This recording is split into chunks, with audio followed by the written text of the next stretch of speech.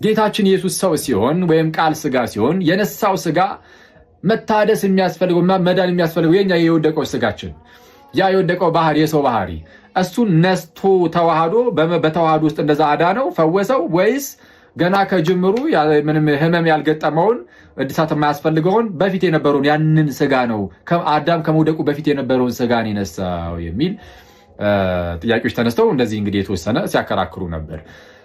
አክቹአሊ ክርክሩ ትንሽ ዘለል ብሎ ጭራሽ ከጌታችን ማለፍ ብሎ እመቤታችን ጋር የሚሄድና እንደውም እመቤታችንስ ከአዳም ከመውደቁ በፊት የነበረውን ባህሪ ወይም ስጋ እሱን የያዘችው ወይስ ከወደቀ በኋላ ያለውን ስጋ ነው የያዘችው የሚል እንዲህ ያለ ነገርም ሲነሳ አይተናል። በጣም ተለጠጦ ደግሞ እመቤታችን በአዳም መተላለፍ ምክንያት የመጣው ሞት እንኳን አላገኛትም። እሷ የሞተችው ሞት በአዳም ምክንያት አይደለም። በአዳም ምክንያት አልሞተችም። እሷ በአዳም ምክንያት የመጣው ሞት እሷን አላገኛትም። እንደውም መርጣ ሞተች እንጂ ከክርስቶስ ጋር ለመመሳሰል ያህል ብቻ የሚል ነገርም የሚያነሱ ሰዎችንም አይተናል።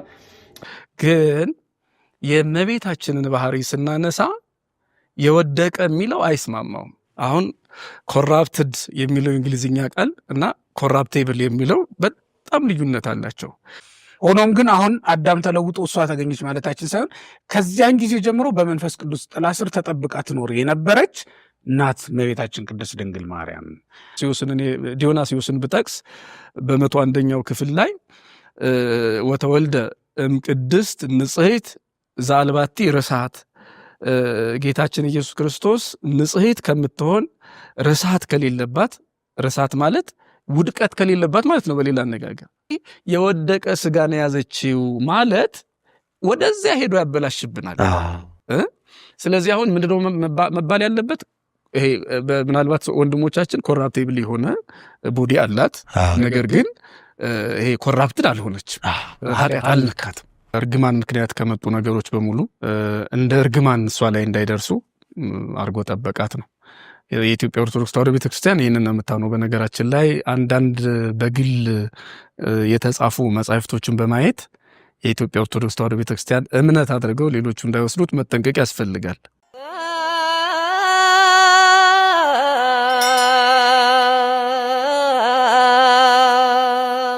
ሆኖም ግን አሁን አዳም ተለውጦ እሷ ተገኘች ማለታችን ሳይሆን ከዚያን ጊዜ ጀምሮ በመንፈስ ቅዱስ ጥላ ስር ተጠብቃ ትኖር የነበረች እናት እመቤታችን ቅድስት ድንግል ማርያም።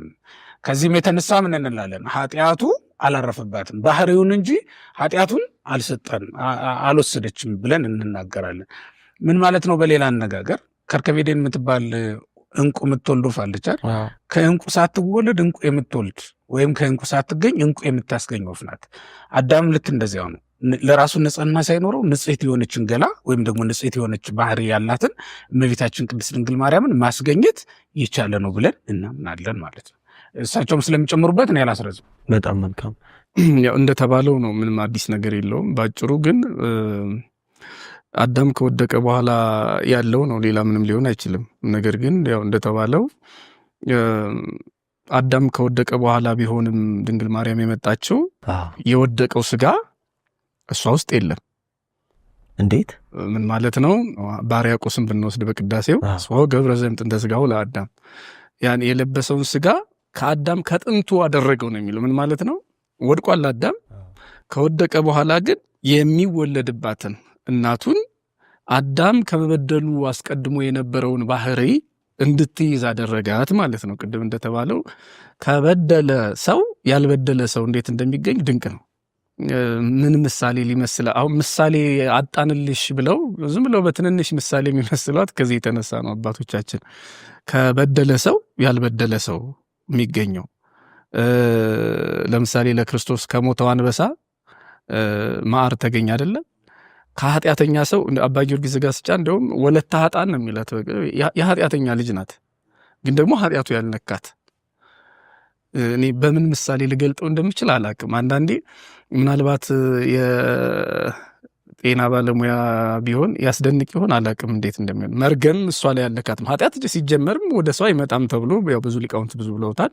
መርገሙ ነው እንጂ እኛ ሰብለስን አልበላ ነው፣ ያልበሉትን የነካቸው መርገም ነው። ስለዚህ ያ የኃጢአቱ ውጤት እሷ ላይ ያልመጣበትን መንገድ በምን ልናብራራ እንደምንችል በደም ውስጥ ቫይረስ አለ፣ HIV ቫይረስ እንበልና ሙያውን ለባለሙያዎቹ ብተው ደስ ይለኛል። ግን ይሄ የኤችአይቪ ቫይረስ በደማቸው ያሉ ወላጆች ልጃቸውን እግዚአብሔር ንጹህ አድርጎ እንዴት እንደሚጠበቁ በኋላ ምናልባት በተለያየ ስህተት ወደ ልጆች ሊመጣ ይችላል። ከዚያ ውጭ ግን ጽንሱ እንደ ጽንስ ቫይረሱ ራሱ አያገኘውም። ከታማሚዎች ህመም የሌለበት ሰው ሊገኝ ይችላል። ምናልባት በጣም ህጹጽ ምሳሌ ነው፣ ይገባኛል። ጎደሎ ምሳሌ ነው። ምሳሌ ሙሉ ሆኖ ያቅም አይሆንም። እና በተመሳሳይ መልኩ ይሄ ባህሪ ውስጥ ያለ ነው ልዩነቱ። የባህሪ ሰው ኤችአይቪ ያዘው ማለት ባህሪው ታመመ ማለት እንዳልሆነ የስጋ ጤናው ላይ ነው እክል የሚገጥመው። በተመሳሳይ መልኩ የአዳም ኃጢአት ባህሪውን የነካ ነው፣ አካሉን የነካ ነው። ስለዚህ ይሄ እድፈት፣ ይሄ በሽታ በነፍስና በስጋ የመጣው በሽታ ድንግል ማርያምን ሳያገኛት በመርገም ከተያዘች እናት፣ በመርገም ከተያዘ አባት ከኢያቄም አብራክ ከሐና ማህፀን ኃጢአት የሌለባት ንጽሕት ድንግል ተወለደች ነው። አዳም ከተረገመ በኋላ ነው ድንግል ማርያም የመጣችው። ነገር ግን መርገሙ ያልነካት ናት ማለት ነው። ይሄ በብዙ ሊቃውንት የተገለጠ ነው። በነገራችን ላይ ሰሞነኛውም ጥያቄ እዚህ ጋር ግን የእመቤታችንን ባህሪ ስናነሳ የወደቀ የሚለው አይስማማውም። አሁን ኮራፕትድ የሚለው እንግሊዝኛ ቃል እና ኮራፕቴብል የሚለው በጣም ልዩነት አላቸው። የእመቤታችን ባህሪ ኮራፕትድ አይደለም፣ ኮራፕቴብል ነው። ምን ማለት ነው? ውድቀት ሊስማማው ይችላል፣ የወደቀ ግን አይደለም። ለምን? ከውድቀት ስለተጠበቀች ነው። ምናልባት እንግዲህ ኮራፕሽን የሚለውን ቃል ርሳት የሚለው የግዕዝ ቃል ከተካው ቃል በነገራችን ላይ በጣም ብዙ ሙያ ይፈልጋል በራሱና ከተካው ምንድን ነው የሚሆነው? በርካታ ሊቃውንት ዘእንበለ ርሳት ዲዮናስዮስን ብጠቅስ በ101ኛው ክፍል ላይ ወተወልደ እምቅድስት ንጽሕት ዘአልባቲ ርሳት፣ ጌታችን ኢየሱስ ክርስቶስ ንጽሕት ከምትሆን ርሳት ከሌለባት፣ ርሳት ማለት ውድቀት ከሌለባት ማለት ነው። በሌላ አነጋገር ከሷ ተወለደ ማለት ነው። ጥያቄው ታዲያ ይቀጥላል እንግዲህ በአንተ ውስጥ ካለ ታዲያ ውድቀት ከሌለባት የወደቀ ስጋ ካልያዘች ለምን ሞተች የሚለው። ውድቀት የሚስማማው የአዳም ስጋ ውድቀት እንዲስማማው የሆነው ከተረገመ በኋላ ነው፣ ወይም ደግሞ ከሱ በኋላ ነው። በልጆቹ ምክንያት በአቤልና ቃየል ሞት የሚባል ያየው። ድንግል ማርያም መታ የወደቀውን ስጋ ስለለበሰች ነው የሞተችው ማለት ነው። አለበለዚያ ሞት የማይስማማው ከሆነ ድንግል ማርያም የያዘችው ስጋ ያልወደቀ ከሆነ መሞት የለባትም ነበር የሚል ጥያቄ ያስነሳል። ሁለት ነገር ነው። አሁን በጣም ሰፊ ነው በነገራችን ላይ ሐሳቡ። ዝም ብለን እየጠቀለልን ነው ካልሄድን በስተቀር ሞት ሲባል ሲጀመር ሁለት መልክ አለው። አንደኛው ሞተ ስጋ፣ ሁለተኛው ሞተ ነፍስ ነው። ሞተ ነፍስ ማለት ከእግዚአብሔር መለየት ነው። የነፍስ ሞት አለባት እንዳንል አስቀድሞ መልአኩ ቅዱስ ገብርኤል እግዚአብሔር ካንቺ ጋር ነው ያላት ናት። እግዚአብሔር ተለይቷት አያውቅም ገና ከማኅፀን ጀምሮ። ስለዚህ እመቤታችን ቅድስት ድንግል ማርያም ይሄ ሞተ ስጋ አለባት እንላለን እንጂ ሞተ ነፍስ አለባት አንልም። በስጋ ለምን ሞተች የሚለው ደግሞ ጥያቄ ሲነሳ የወደቀ ስጋ ካልያዘች ለምን ሞተች አለ። የወደቀ ስጋ ስላላት አይደለም፣ ሰው ስለሆነች ነው የምትሞተው ወይም የሞተችው። ክርስቶስ አምላካችን የሞተው ለምንድን ነው? ኮራፕትድ ስጋ ስላለው አይደለም። የወደቀውን ስጋ አይደል የለበሰው? የወደቀ አይደለም፣ ውድቀት የሚስማማው ግን ደግሞ ሞት ይስማማዋል ማለት ደግሞ አዳም ከበደለ በኋላ የአዳምን በደል ለማራቅ የመጣ ስለሆነ አምላክ ሞተ አይደለ? ይሄ ሞት በሰውነቱ የመጣ ነው እንጂ ሞት የሚስማማው አካል ስለያዘ ነው እንጂ የወደቀ ስለሆነ አይደለም። ያው እመቤታችንም እንደዛው ሞት የሚስማማውን ስጋ ይዛለች። የሞተችው ግን አዳም በሞተበት አሟሟት አይደለም። አዳም የሞተው በኃጢአት ነው። ድንግል ማርያም የሞተችው ሰው ስለሆነች ነው።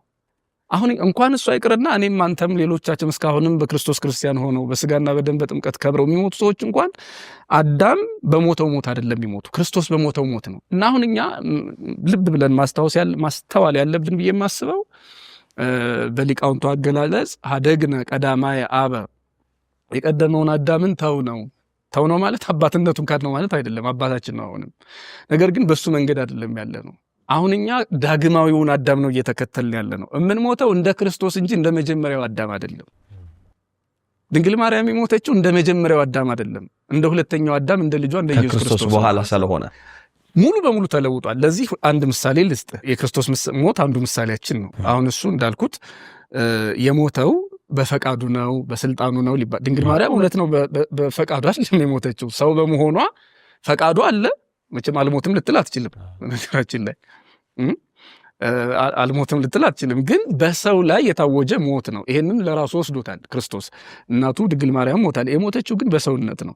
ክርስቶስ ይሄ ስልጣን ፈቃድ የሚለው እሱ መለኮታዊ ባህሪን የሚገልጥ ነው እንጂ የሞተው ሰው ስለሆነ ነው። ሰውነቱ ላይ ፈቃድ አለ፣ ስልጣን አለ። በፈቃዱ ነው የሞተው። ከድንግል ማርያም የሚለየው ይሄ ነው። ሞት መነጻጸር ያለበት ለምሳሌ መስቀልን እናስብ።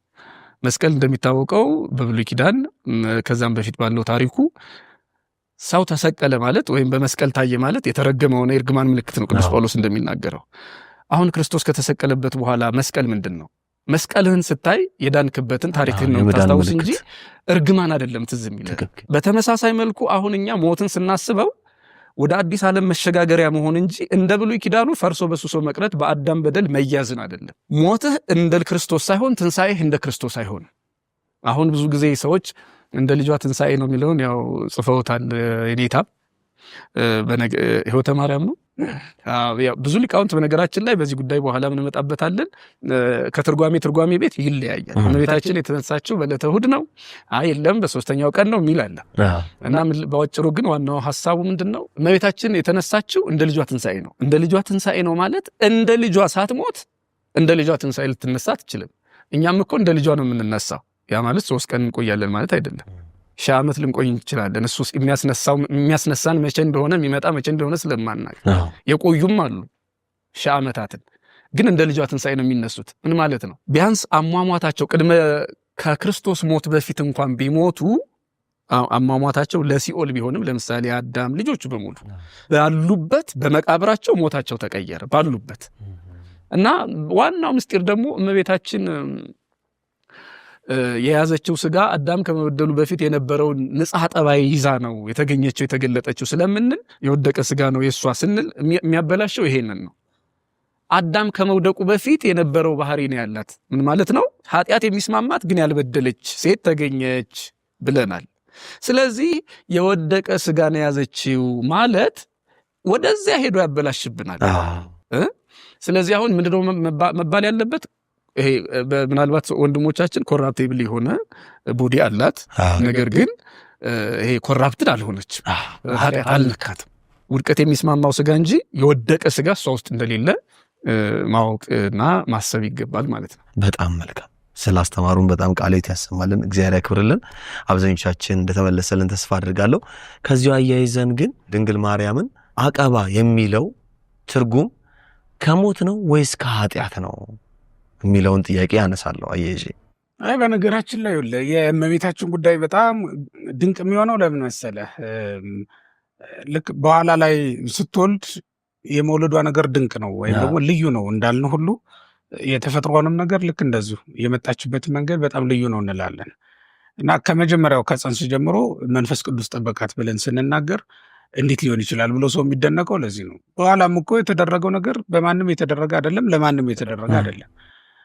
ስለዚህ ነገረ ማርያም የሚያጠና ማንኛውም ሰው የእግዚአብሔር ድንቅ ስራ ወይም ደግሞ ልዩ የሆነ ነገር እዛ ውስጥ እንዳለ አምኖ መግባት አለበት። በሰውኛ አስተሳሰቡ የማይከናወኑ ነገሮች ዘእንበለ ዘር መጽነስ፣ ዘእንበለ መውሊዲት መውለድ፣ ከድንግልና ጋር ወተት ማመንጨት፣ ለሴቶች የማይቻለው ነገር በሙሉ እመቤታችን ላይ ያለ። ይሄ ደግሞ እግዚአብሔር በልዩ ልዩ በስነ ፍጥረታትም ላይ ስንመለከት እኮ በጣም ልዩ የሆነ ነገር ታያለህ። አሁን ከመሬት ውስጥ የውሃ ምንጭ ሲመነጭ የምትመለከት ፍልቅ ብሎ ሲወጣ ከአፈር ውስጥ ነው የሚወጣው፣ ግን ደግሞ ኩልል ያለ ጥርት ያለ ሆኖ ነው የምታገኘው። እና ከአፈር መውጣቱ ጥራቱን አይቀንስበትም። አይተዋል። ኋላም አፈር ላይ ተኛው፣ ግን አፈሩ ከስር ነው፣ ከውሃው ጋር ምንም ቅልቅል የለም። ይህ እግዚአብሔር ጥራት። እመቤታችንም ልክ እንደዚያው ነው። ከጭቃ ውስጥ ነው የወጣችው። ያም ደግሞ ከአዳም ገላ ማለት ነው የወጣችው፣ ግን ደግሞ ንጽሕት ናት ብለን ነው። እኔ በጣም የሚገርመ የባቢሎን ምድጃ ውስጥ ስትገባ የቶነ እሳት ውስጥ ስትገባ 3 ደቂቅ እሳት ውስጥ ናቸው አይደል?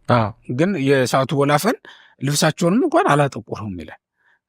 እንዴት እሳቱ እንደዛ ማድረግ የማይችል ሆኖ ነው እንዳትል፣ ሊጥሏቸው የቀረቡ ሰዎችን ወላፈኑ ገሏቸዋል ይላል፣ በልቷቸዋል። አሁን አይተሃል?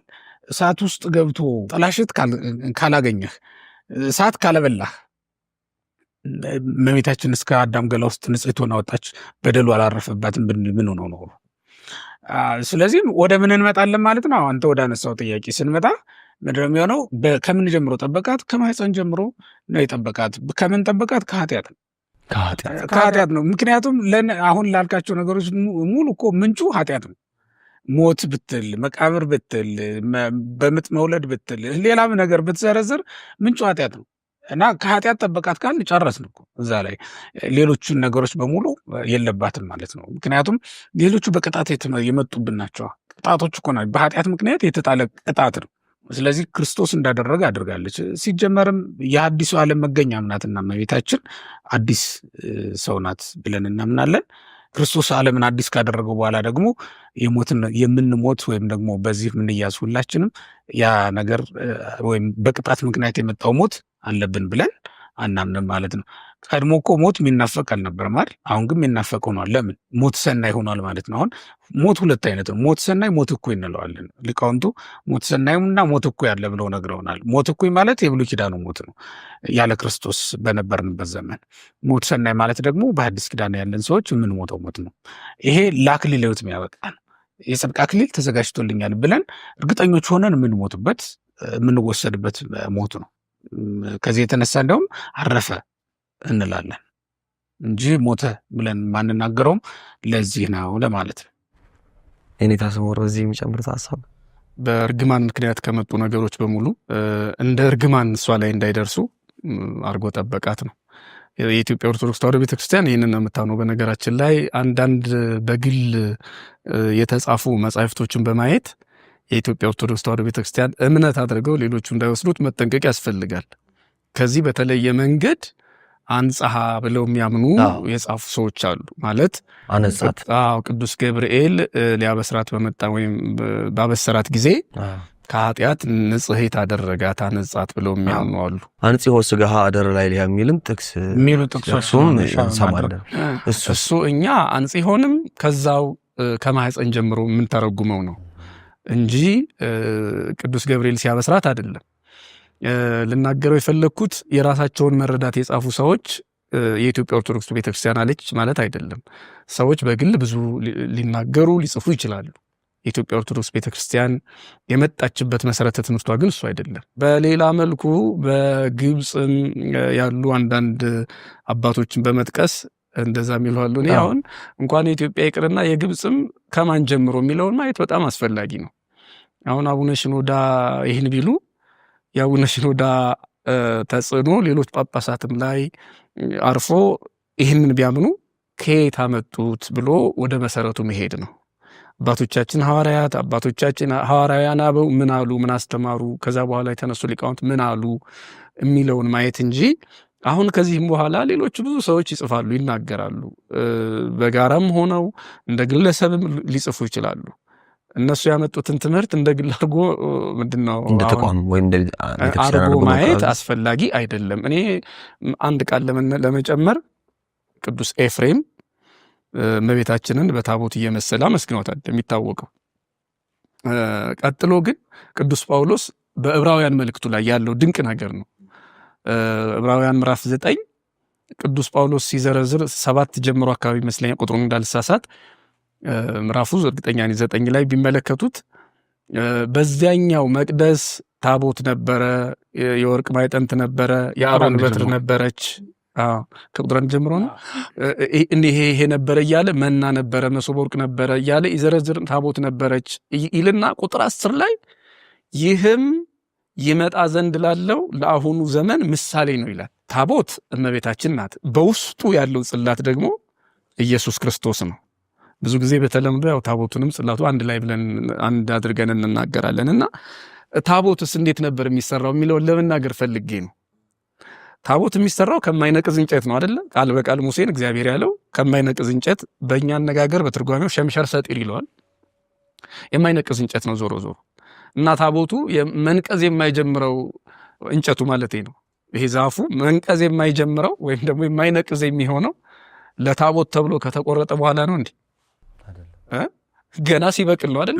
ከእንጨት መርጦ ለታቦት የተባለው እና ታዲያ እንደዛ ነው። መጀመሪያም ንቅዘት የሌለበት በቃ የማይነቅዝ የማይበሰብስ የሚሆነው ለታቦት ተብሎ ሲዘጋጅ አይደለም፣ ቃል ሲጻፍበት አይደለም። ገና ሲበቅል የማይነቅስ ነው። እመቤታችንን እንደው ተለይቷል። የዛፉ አይነት ተለይቷል ማለት ነው። ተለይቷል። እና እመቤታችን የሚመስሉበት ድንቅ ነው ያልኩት ለዚህ ነው። ይህ ለአሁኑ ዘመን ምሳሌ ነው የሚለው ታቦቱ የእመቤታችን ምሳሌ ከሆነ እንግዲህ ተመልከት፣ እመቤታችን ንጽህናዋ ክርስቶስ በማህፀኗ ሊያድር ገብርኤል ሲላክ አይደለም የሚጀምረው። ገና ከሐና ማህፀን ከኢያቄም ማብራክ ጀምሮ ንጽሕት ናት። ወደኋላም ብትሄድ ከመጀመሪያው ቅድም እንደተባለው ንጽሕት ሆና ነው የምትጠበቀው። ታቦቱ የማይነቅዝ የሚሆነው ጠንካራ የሚሆነው ለታቦትነት ሲቆረጥ አይደለም፣ ቃል ሲጻፍበት አይደለም፣ ከጥንት ጀምሮ ነው። እና እመቤታችን ምሳሌዎቿን በሙሉ ብናየው ሊቃውንት የመሰሉበት ነገር እጅግ ድንቅ ነው። እና ምንም እንኳን አሁን በዚህ ዘመን ያን ያህል አከራካሪ ባይሆንም ጉዳይ ማለት ወይ ዝም ብለዋል ይሄንን የሚሉ ሰዎች ወይ ደግሞ ገብቷቸዋል ማለት ነው እንጂ ይሄ አንጻሐ የሚለው ነገር በእኛ ቤተክርስቲያን የሚታወቅ አይደለም ማለት የሚታወቅ አይደለም የሚታመን አይደለም ማለት ነው። አቀባ ግን ያው እንደተባለ ሰዎቹ ቢሉም ቤተክርስቲያኒቱ የምትለው አይደለም። አዎ ቤተክርስቲያኒቱ በፍጹም እንደዛ የምታምነው አይደለም። አቀባ መንፈስ ቅዱስም ከእናቷ ማህፀን ጀምሮ ጠበቃት የሚለው ነው።